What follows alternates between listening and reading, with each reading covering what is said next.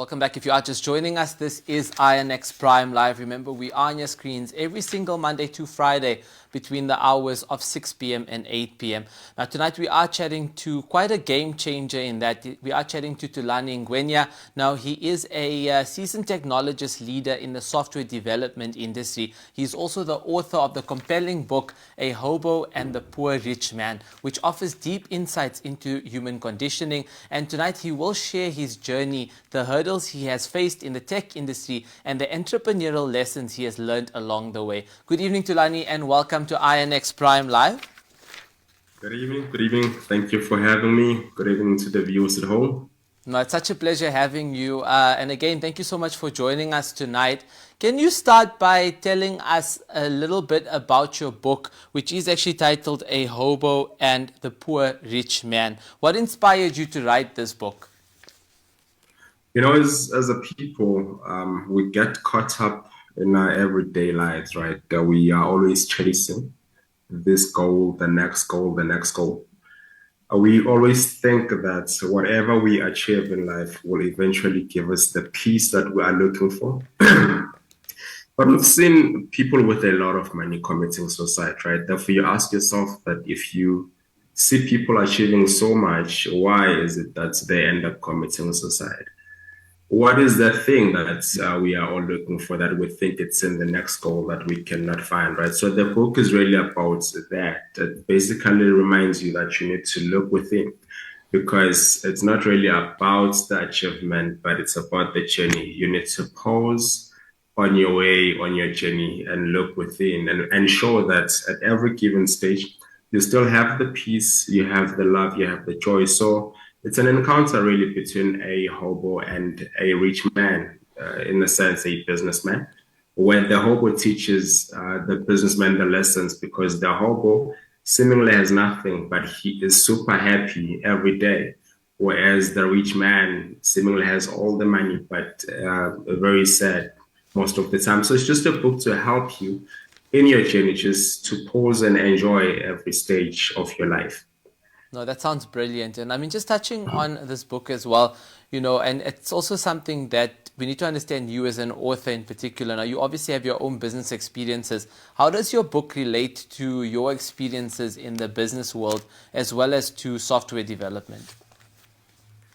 Right. So, as I mentioned, the book really it teaches you two things, right? Because part of the book is to teach you if you go within, therefore you can achieve anything because within you have everything that you need. Therefore, as an entrepreneur, the book really teaches you that there is no goal too big that you cannot achieve if you understand who you are within yourself. It teaches you that you don't have to be intimidated by the size of the clients that you want to approach or the nature of the business that you want to go into. So it's a book that really helps boost your confidence. It helps you maintain your courage and just gives you that oomph that you need to ensure that you can execute and achieve any goal that you aspire to achieve. No, it's very, very exciting. And I'm sure a lot of people are very excited for your book in that sense. I just want to know, as a technologist in the software development industry, what are some of the biggest challenges you've actually faced in building and sustaining your business? So the biggest challenge, especially as a startup in the technology space, is coming into a space that is dominated already by the big corporates. But because in the tech space, we competing with big names, basically names that have been there way before we were born, right? So coming in and wanting to compete in that space is always very challenging. But because you want to convince the big corporate, the big government departments to give you the work that they should be giving to all the other big corporates. And the biggest challenge there is trust, right? They cannot trust you because they do not know you and you are a startup and you want to take on something that is very delicate to them. Their products and processes are dependent on them. If you come in as a smaller business and you mess that up, it becomes a major problem for them. So the biggest challenge is really coming in and finding the opportunities in the space where you're competing against the bigger giants, as I've mentioned. Yeah, yeah, and I mean that's definitely a Yeah. huge challenge for a lot of SMMEs in the country.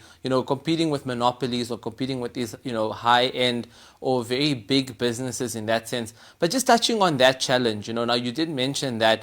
How have you overcome these challenges, and what strategies have been most effective for you? How do you think you could actually, beat a big company, being someone who's, relatively smaller in that sense? But so there are many ways you could do this, but in particular, there's what we call supplier and enterprise development, right? Enterprise and supplier development initiative.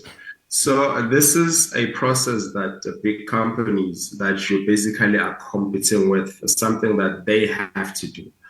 What it is they are meant to support smaller businesses that are playing in the field. Say I want to do something that a big corporate is already doing. I can approach them and say, I am offering services that are similar to yours. Therefore, I need you to hold my hand and expose me to opportunities. They have to do that because they get a tax benefit from that.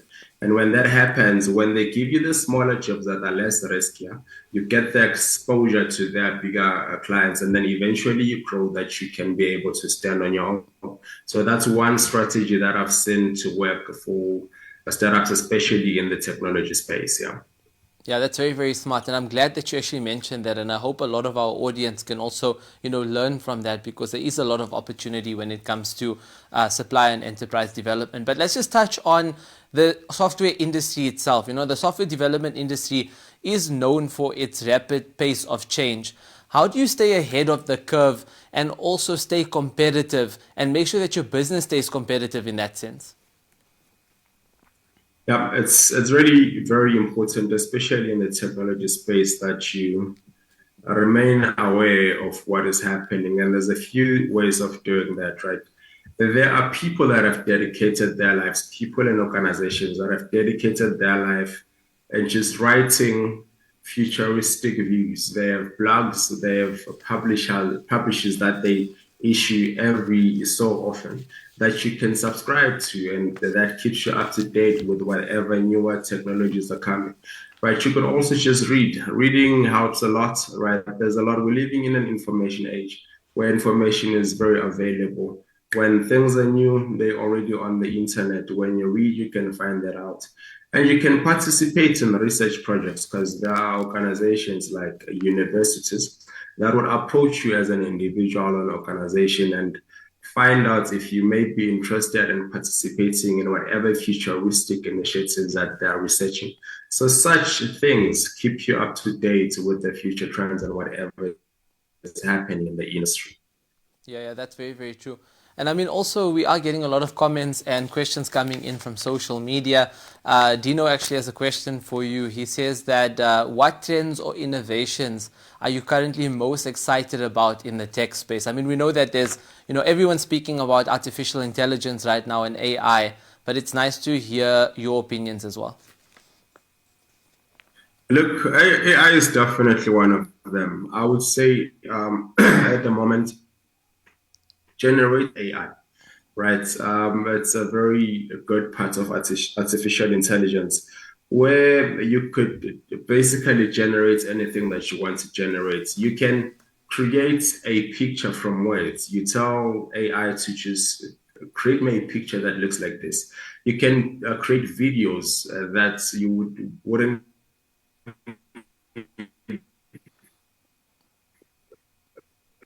you would need skills to create in the past, right? You can tell if I am generated by AI or I am real, you know. But another one would be quantum computing. I think quantum computing is going to open a lot of opportunities, and it will help us as a human dig deeper than we've ever dug before. It will help us solve problems that we cannot solve with the current computers that we have. So generative AI and quantum computing are two of the technology innovation trends. Yeah, I'm very, very excited. Just in closing, before we Yeah. let you go, Thulani, entrepreneurship, as a lot of South Africans know, is not the easiest thing in the world at all. It involves a lot of taking a lot of risks and also dealing with a lot of uncertainties. Can you perhaps share a particular instance where you took a massive risk, and maybe perhaps it paid out, maybe it didn't? Maybe you can share that experience with us. Yeah, it's actually related to what I said earlier. It's when getting into the industry, especially in the tech space, what we fall prey of, especially as software developers, is we want to do all the smaller things that a lot of the tech developers entering are doing, like building smaller websites, and those are the services that we tend to offer. But I decided to want to offer services that will benefit the big corporates, right? So as a new entrant, I did not look at the smaller available opportunities, but going big at once. And that was a major risk because, as I said, it's not easy for corporate to trust you as a new entry in the industry. But yeah, eventually using different strategies, and the one that I've alluded to, it did work out. Yeah. No, that's very, very true. And again, congratulations on taking that risk.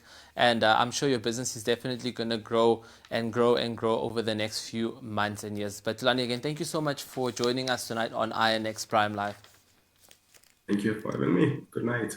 No, you're most welcome, guys. That is Thulani Ngwenya, who is a technologist, a seasoned technologist in the space of development as well as software development in that sense. So just sharing with us how it actually works and what are some of the latest technologies that people can consider to be able to make them more money, create more opportunities, but overall to create a better positive impact. Now, on that note, we are going to take a quick ad break. We'll come right back.